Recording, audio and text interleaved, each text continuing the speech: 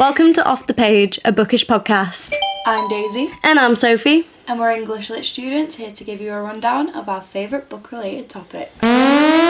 Just a quick trigger warning for this one. There is a discussion of rape that comes up, so if you're not looking to hear about that, maybe miss this one out.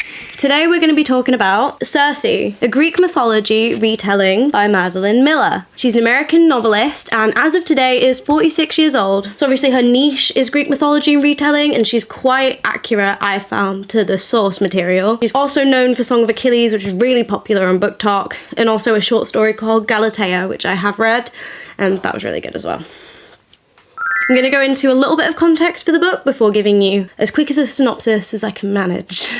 This book was released in 2018 and it's been shortlisted for the Women's Fiction Prize in 2019. It interlinks with the plot of the Odyssey, as well as Medea and some stuff surrounding the Minotaur and all sorts of things like that. I read this one in 2022, and when I looked at the dates, it took me 2 days. Oh, wow. So I really liked this one. I didn't write a review, but I rated it 4 out of 5. I wonder why. Maybe I was comparing it to Song of Achilles, because I remember I read Song of Achilles first, which I didn't like as much as other people did.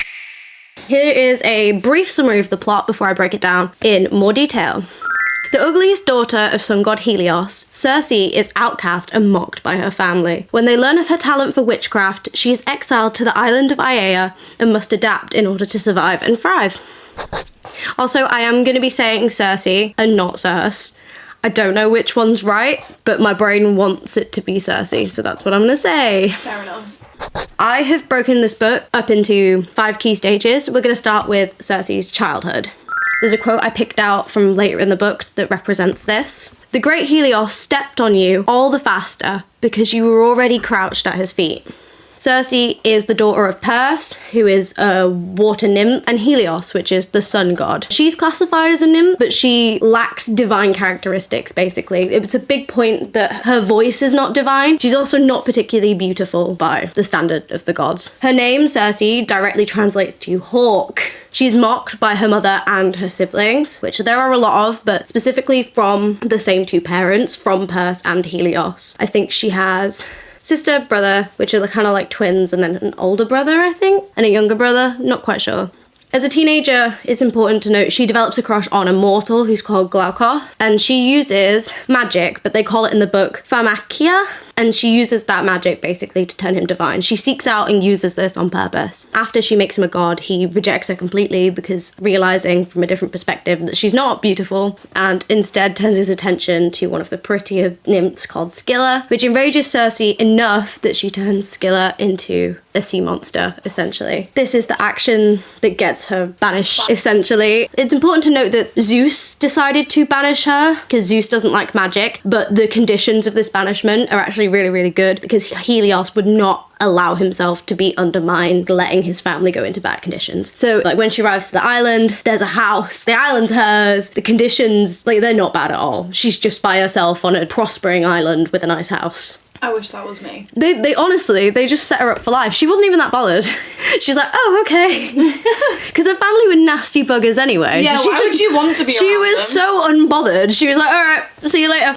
So then we're going to talk about the second stage, which is her early days on Aiaia. She says, you threw me to the crows, but it turns out I prefer them to you. Essentially, she's living in isolation. As I've said, her conditions are actually quite nice. She leans into witchcraft to entertain herself. She realizes that her talents are in transformation. She likes to transform things from one state to another, like with the monster, like with the human to a god. Although she has noted she can't change the soul. So like, say she changed a sheep into a frog, it still thinks it's a sheep. Like, she can't alter that. And then we go to stage 3. Which is broken up. This is the biggest chunk of the book, which is the visitors that come to Aiaia that she interacts with. The quote I picked for this is, if you're ever amongst men, they won't fear you as they fear the rest of us, which is said to her by her sister Pasiphae, which sort of summarizes the way people treat her and the interactions she has. Her first visitor is Hermes, the messenger, or Hermes. She describes him as a poison snake, but she also says she is another poison snake, and on such terms they pleasured themselves. Hermes becomes Circe's lover as he comes and leaves the island, essentially teasing her with information from the outside world. He is her link to everything and how she knows what's going on with her siblings, with her father, with everything like that. He asks her if she would bear his child, and she tells him no, and after that their relationship kind of dissolves. She describes describes it, she's like, we weren't friends and we weren't in a relationship. We were literally, he was amused by me and I let him be, type thing. Her second visitor is called Daedalus, and he too knew what it was to make monsters. So this is, quote, referring to the Minotaur, which is tied to Daedalus' story. He's been brought to the island on behalf of Circe's sister Pasiphae, who bullied her a lot growing up, to help birth the Minotaur. So she's the one from the story that had sex with the bull,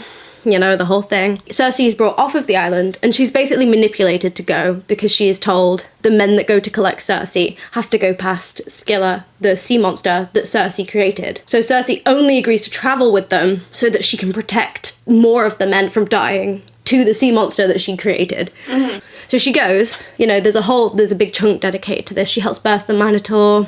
She helps cage it. She's Daedalus. They form a kinship. They sleep together once before she has to leave because they're both going through it with this whole Minotaur situation and creating monsters. She feels a lot of kinship with him. It's important to note that Pasiphae reached out to Circe specifically because she's seeking kinship with her. Pasiphae provides some insight on the family and how she also felt outcasted, which is new to Circe because Circe thought that she just was the odd one and they all hated her. But Pasiphae speaks to, even though she was in a privileged position, being bought and sold and having to do things to keep her brothers happy. Mm-hmm. It's just kind of gross. Circe rejects her though, which is quite sad for Pasiphae. Okay, moving on to her next visitor, which is Odysseus. Initially, following an incident in which Circe was raped by one of the many ships of travellers that wash up to the island, she's taken to changing men into pigs. Like, they will show up to the island and she'll be like, come inside, like, I have food, I have wine. And she will give them this wine. And she'll let some go, but if they look like they're going to do something, she'll turn them into pigs. I love that. So Odysseus's men come, and Odysseus isn't with them. He remains on the ship. The men come up and they're like basically trying to rob her. And so she turns them into pigs. And she does not feel bad about that. And then Odysseus follows them up and like, can you please give me my men back? She's like, no. It's also important to note that Odysseus is a descendant of Hermes, and Hermes had warned Circe at some point that she would be visited by him. Odysseus has also been warned about Circe, and there's like a mutual understanding where Circe can't hurt Odysseus, and Odysseus can't hurt Circe because of a prophecy and like the shared connection to Hermes. Like they're like, it's an impasse basically. Okay. And so Circe comes up with a proposition in which Odysseus should essentially date her. Okay. So she's like, Odysseus, listen, shag me.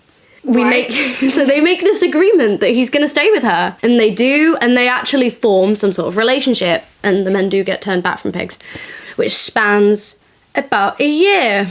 Oh, okay. Yeah, so they actually enter something, they talk a lot, he questions a lot of her philosophies, like, why pigs? And there's a whole conversation about why she chose pigs and things like that. Mm-hmm. And they become lovers. Their relationship is very respectful. And he gets her pregnant before he goes, essentially, but he does leave a year later. Now we're going to cut to another visitor, who is Medea, daughter of one of Circe's brothers, Aeetes. Circe says on this, I saw myself through her eyes, a spider scheming to suck out her life.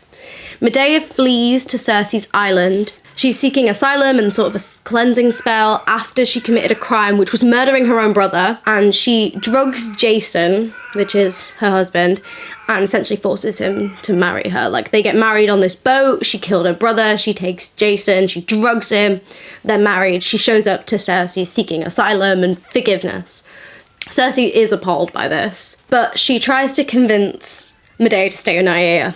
She's like, I will help you, this is not right. Jason is not coherent, like, they're not going to accept you back in his kingdom just because you forced this marriage. Medea rejects her, obviously. Like, she's like, you're just an old witch that no one loves, like, I'm gonna go. And Circe lets her leave. She doesn't intervene, she doesn't stop her, she did the cleansing rite sort of thing. And then she's like, I wouldn't have done that if I'd have known what you'd done. But she lets her go.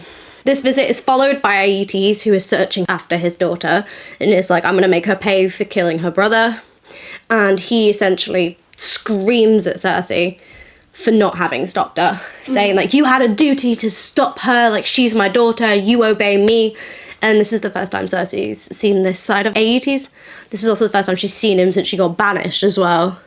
And, like, it really confirms that maybe Pasiphae was right. He is a bit of a tyrant. From this moment forward, banished daughters start to appear on Aiaia.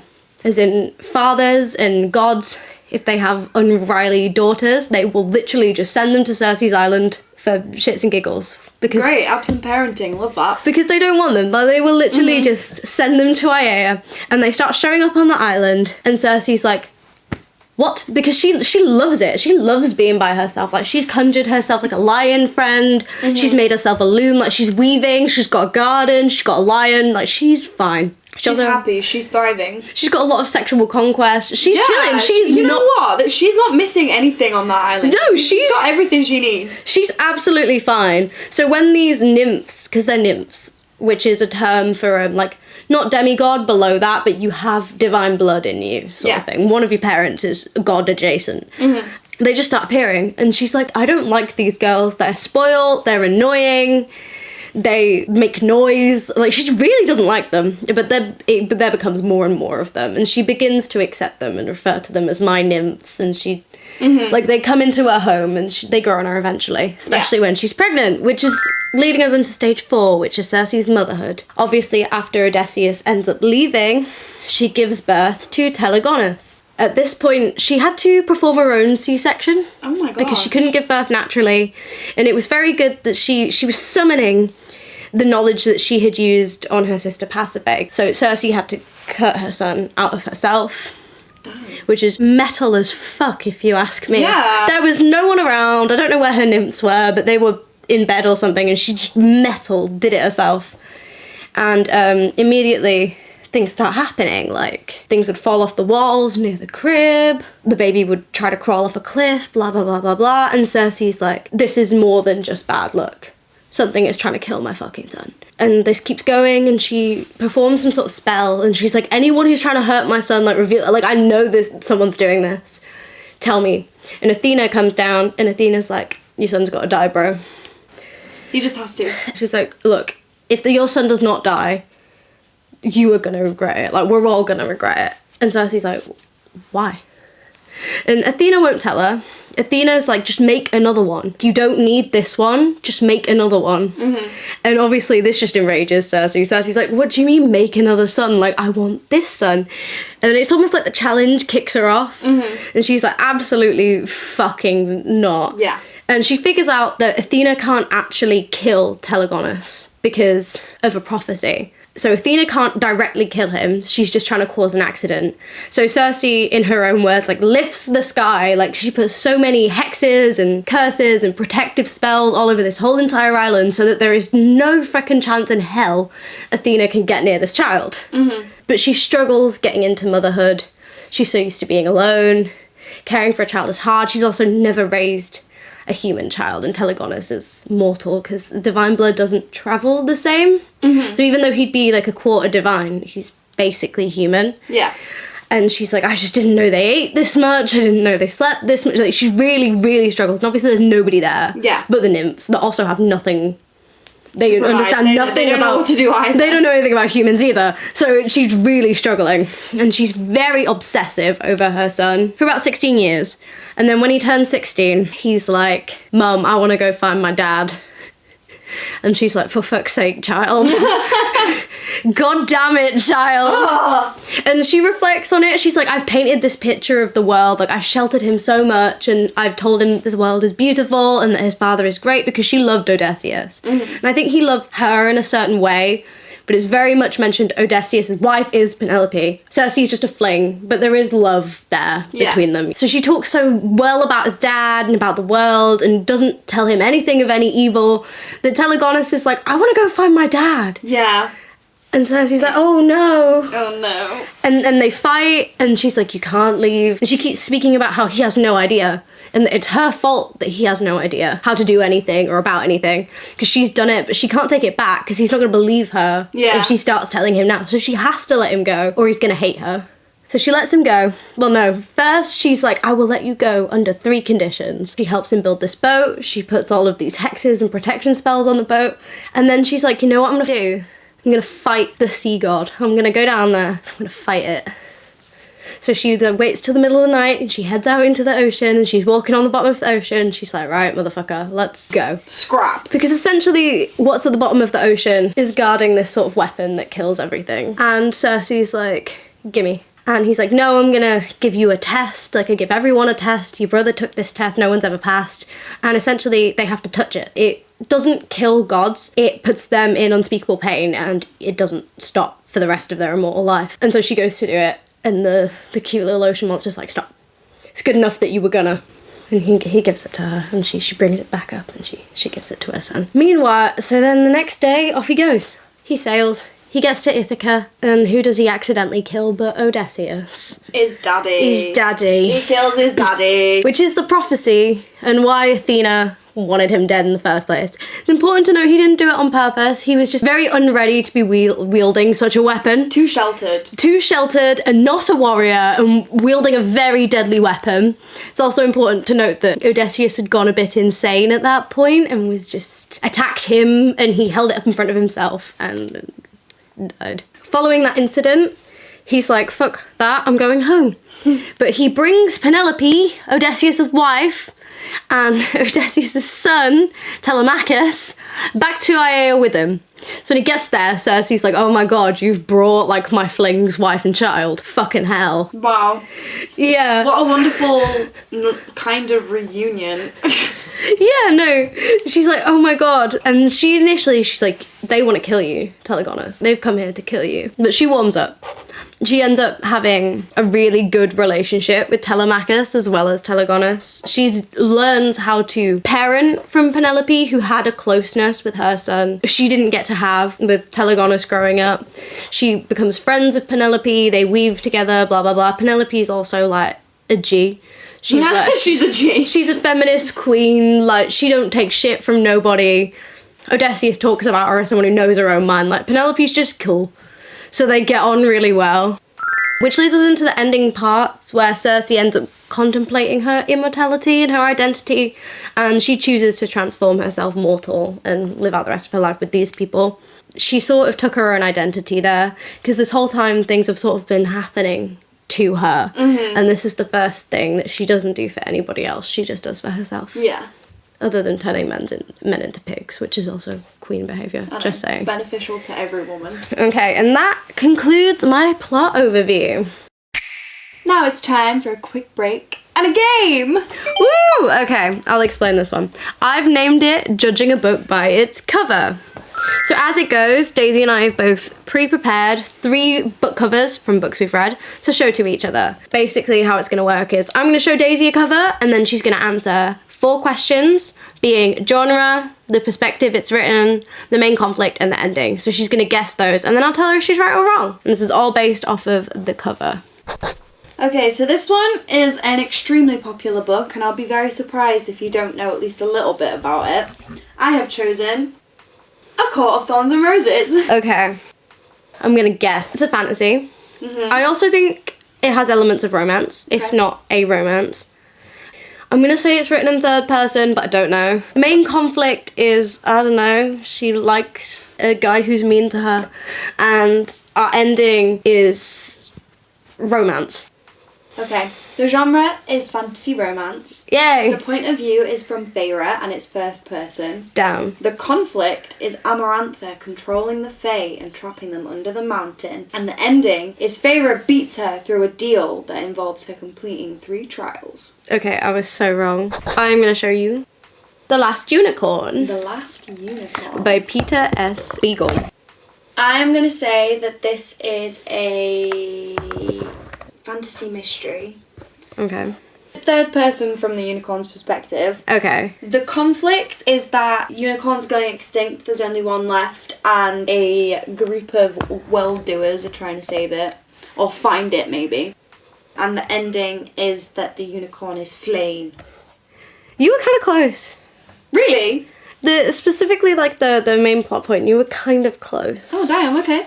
Okay, so it is an adventure fantasy. It is in the third person from the unicorn's perspective. Is it actually? Sort of, yeah. And the main plot is that there is one unicorn. I mean, shock and horror. But the unicorn is on this quest by itself. And it sort of picks people up along the way, but she's kind of like, fuck off. Like, is the unicorn's quest. Okay. And she locates and defeats a unicorn hunting bull. Oh, okay.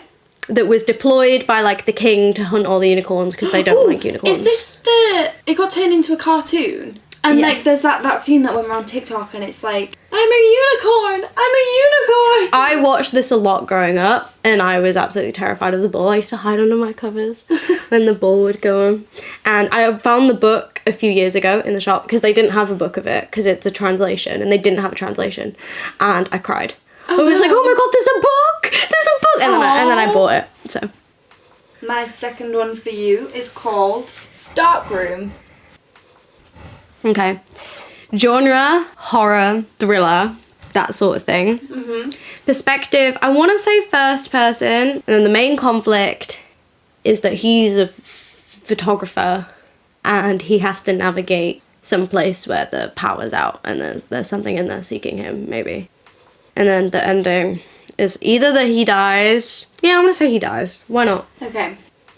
You got the genre. It's a horror. The point of view is third person, not first. And then the conflict is there is a killer taking people's photos. So kills them and then takes their photo, blah, blah, blah. And the ending is Darla, the main character, she's taken by the killer and basically defeats him and gets him sorted out and all that sort of stuff. I was kind of off then. Okay, your next one is Yellowface by R.F. Kuang. Okay, I'm going to say that this is...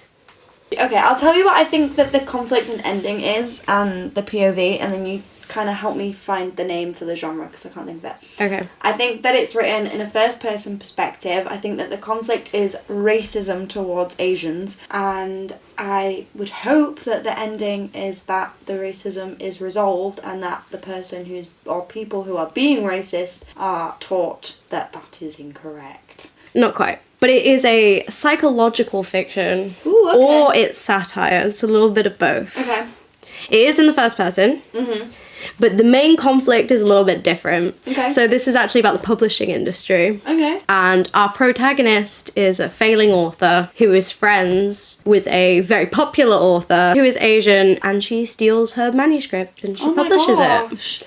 The manuscript is about the woman's heritage in China. Yeah, it's not quite... Okay, so really this book is a little bit racist then. It's more about cultural appropriation.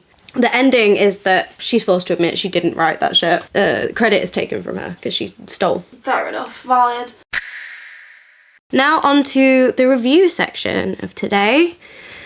I would first like to say that I checked on Goodreads and Circe has a 4.23 star rating, which is pretty good. And I'll go straight into some Goodreads reviews. This first person is with Cindy, someone I follow, who gave it 3 stars. I feel lukewarm about the story overall because the hype and raving reviews made it seem like an amazing feminist story, but those opportunities were not seized for the sake of staying exact to the source material. The next one we have is from Lisa of Troy, who rated it 1 star. First, this is a very character-driven book, and I do not like character-driven books. Second, this book has far too many characters. The author went too wide and not deep enough with her character development. Third, this author did too much telling and not enough showing. Then we have one more from Goodreads, which is by Eamon. Gave this one 5 stars. Reading this book entirely through Circe's point of view was refreshing, and the connection between reader and narrator felt palpable. Okay, so general consensus here is that it's good, but Lisa of Troy did not. Kind of agree with Lisa, because from what you've said in your description of it, I really do see that there was a lot of characters added, and I wouldn't say none of the characters had deep development, because Circe clearly did. There was like depth on Odysseus and the son and Penelope. Those characters, they had a bit more substance to them from what you've said, but I will agree that there was a lot in there that didn't necessarily need to be. I do think that she did try very hard to stick to the source material, where this is It's a retelling. Yeah, it's not meant to be biblically accurate. I will admit, it is a lot of name dropping. And also, if you don't have a background in understanding Greek mythology, it's a lot of names that mean a whole lot of nothing to you. Like, the explanation is assumed. Yeah. So I can see how that would be difficult for some people. Yeah, there's not a lot of development there. Okay, I'm going to go into critic reviews. I have 2 of these. So this one is from Alex Preston, who writes for The Guardian. Circe gives us a feminist slant on the Odyssey. Humbling women seems to be a chief pastime of poets, Circe says at one point, as if there can be no story unless we crawl and weep. It's fitting that Circe is published just a year after the first major female translation of the Odyssey by Emily Wilson. I like that. Fair enough. This one is from Cam Martinez, who's writing for WordPress. In order to tell Circe's story, it is necessary to break away from the stories already told. Include them, yes, consider them, but the author is not bound to them. Circe's story is connected with and embedded in the greater matter of Greek myths as a whole. It is true, but her thoughts, her opinions are clearly her own. In writing Circe thus, and through portraying the gods and heroes of Greek myth as she does, the author comments upon what it means to truly shape oneself and to become what one intends the self to be. And that's that section done. Okay, moving on to today's discussion section. My first one is about our backgrounds in Greek mythology. I wanted to just point out how intertwined the events of the Odyssey are with this book. And do you think you would have to read the Odyssey first to understand this? I don't think you'd have to necessarily read the Odyssey first, but I think you'd have to have an understanding of the Odyssey, because obviously if you knew nothing about the Odyssey and Odysseus just shows up out of nowhere and there's no explanation of who he is or what his family dynamic looks like or why he's travelling or where he's travelling to or anything like that, then it's going to be a little bit confusing when he just shows up on the island and then all of a sudden he's like this key character and, you know? Yeah, I also think things are lost if you don't know anything about Scylla. Like, or you don't know, if you don't have a background in, at least a little bit, like even if you haven't read it, if you don't have a basic understanding, I think things will be lost on you. You can read it, but I don't think you're going to get... You're not going to get as much out of reading Circe if you don't already have the background. Like I said, I read this in 2022, and then I obviously reread it to do this. And I must say I got a lot more from it after reading the Odyssey, because I read the Odyssey for my course. Okay, second, its status as a feminist retelling. Do we think it's successful at that? Yes and no, because she does have power, actual physical power, as well as status power, because obviously she can maintain and manage herself and look after herself, like turning men into pigs and all that sort of stuff. And then obviously status power in the sense that when the nymphs are coming to her island, I do assume that she's obviously in charge. But I would say, on the flip side of that, she doesn't really take back control of herself. As you say, she didn't do something for herself and take back the control of her own identity until the end of the book. So the ending is possibly the most feminist part about it. I see arguments for both sides. The nymphs going to her island, Penelope going to the island and then becoming friends after everything that had happened, that her powers and all that sort of stuff. Yeah, sure, feminist. On the flip side of that, a lot of stuff happens to her or around her that is arguably against that. For example, sleeping with so many men. That one could be argued for both sides, because that could be like autonomy. She can make her own choices, and obviously you shouldn't shame people for that. But then there's also the side of things of like, why was she sleeping with these people? Like the reasoning for it that you've kind of described. It doesn't really seem like something she was necessarily that interested in. Like there was no passion for any of them apart from Odysseus, so why was she doing it? Why did that need to be written? The fact that so she obviously has her own power, but majority of the people with power, genuine power and power over her, are men. Yeah, I think it is, especially in the scope of Greek mythology, in the sense of that, definitely. Compared to others, definitely is 100% feminist. I see what you mean, and I think the things that stop this from me 100% confidently saying this is a really good feminist retelling is her sexual ventures. She has a lot of meaningless sex because she can, and I think that's kind of mixed with what? Her sex is almost a rebellion against men, and I don't... so much into that, though. And I don't... There's the whole argument of women shouldn't be shamed for their sexual ventures, whether it be impassioned and loving and all that sort of stuff, or if it's just because they can. But then there's also the side of things of, that's true, but why does that need to be a focal point of the story? I think the book notes in itself that her sex is a rebellion against men. And I think to be truly feminist, your choice is unrelated. Unrelated to the men. Yeah. I think that's what stops it for me, but I also think that's on purpose, because the book isn't... Circe is not a strong female character in the beginning, and the point is that she reaches being one by the end.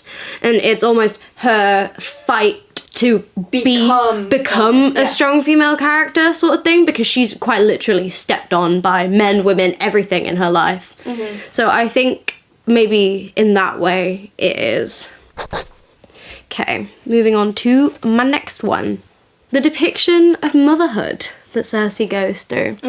Obviously, I mentioned she performed her own C-section. Yeah. I also mentioned a difficulty, well, not in so much detail, but a difficulty bonding with her son. She speaks a lot to being absolutely obsessed with him in a certain way. Like, he was her whole world because she's been isolated on this island, blah, blah, blah. She loved Odysseus. It's a piece of Odysseus. But she really struggles. They don't have a close connection. And I thought that this depiction of motherhood is also quite feminist in a certain way, because it doesn't glorify it. Circe struggles very hard with it, but she loves her son more than anything in the world. And I wanted to talk about that and how accurate you think that is, like, rooted in realism. Greek mythology version of a helicopter parent. It really is, though.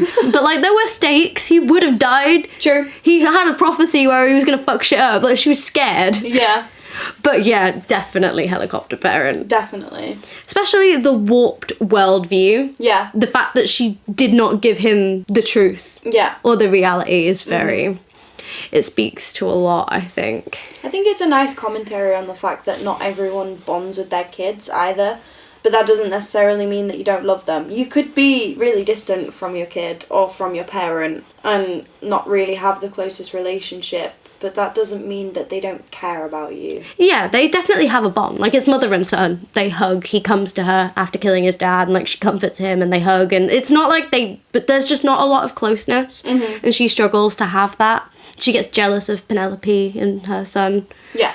So I think it's a nice, very realistic portrayal. Okay, on to my next one. Pasiphae as a character. I wanted to talk a little bit about her because she is my favourite. Okay. She essentially bullies Circe growing up. She's one of the prettier daughters, and she's everything that's supposed to be, and she's like in this system, I wasn't to say patriarchal under Helios, and then obviously we get halfway through and she's giving birth to the fucking Minotaur because she fucked a bull. And it's Circe that she wants because she can't have any of her other siblings, even though she gets on with them better. This idea of her being bought and traded and given to a mortal king under the extent that he could control her, which he couldn't, and she shagged a bull because she wanted to. And then at the end, after giving birth to this Minotaur, she demands that nobody kills it, and her maternalness comes out on that. And like, she's such a complicated, twisted sort of character who's objectively an asshole. But this search for a bond with Circe, I just thought it was really interesting, and I wanted to talk about it a little bit.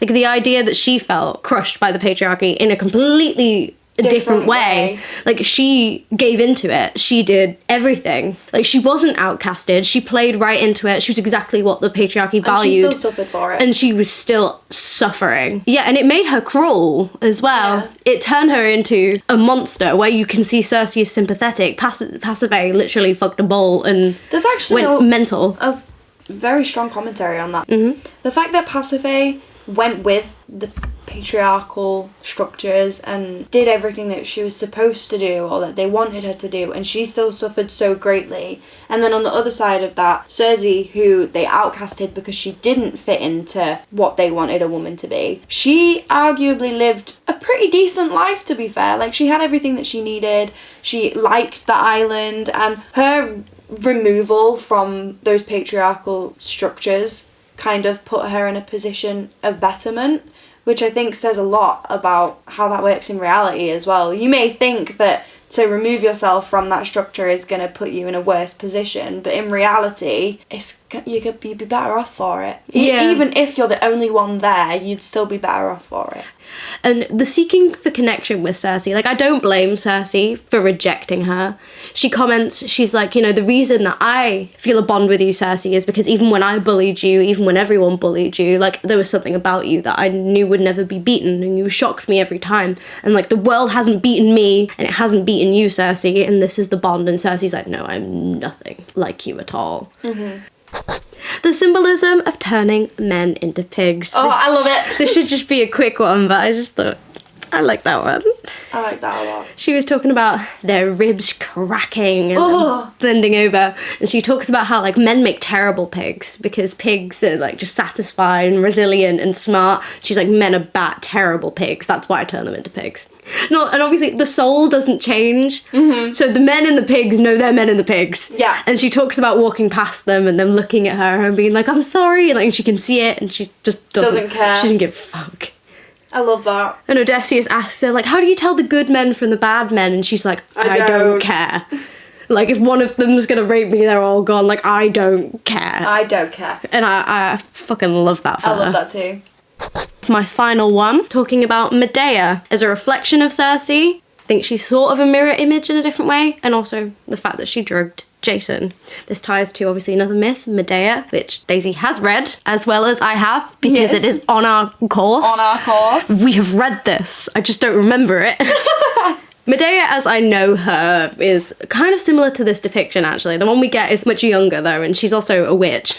But I think this take adds to the traditional telling of Medea. It, like, puts her in control, even more so than the initial telling did. But as a mirror image of Circe, Medea is like the other way Circe could have gone. Kind of like Pasiphae, controlling and giving into this and wanting these sort of goals. Like, Medea wants to be the queen because Jason's a prince. She wants to go back to that society. And Circe's like, no, you will be better off if you don't. I'd just like to really quickly point out, these characters all have Greek mythology-esque names apart from the one. Circe, Odysseus, Telemachus. No, and Penelope, though. And then, no, even Penelope is, like, accurate to the time. And then there's Jason. From Jason and the Juggernauts. And then there's Jason. You're like, I just need to point out, this is not Madeline Miller's choice. Jason is Jason from the Juggernauts. No, he's, like, actually Jason. He's actually, like, Greek mythology-esque, but, like, yeah, I get what you mean, just Jason. And with that, we conclude today's discussion with Jason, the average guy. We've just been talking about Circe, Madeline Miller's Greek retelling of the Odyssey. Make sure you tune in next week for another deep dive into one of our favourite books. Don't forget to like and subscribe and find our socials in the link below.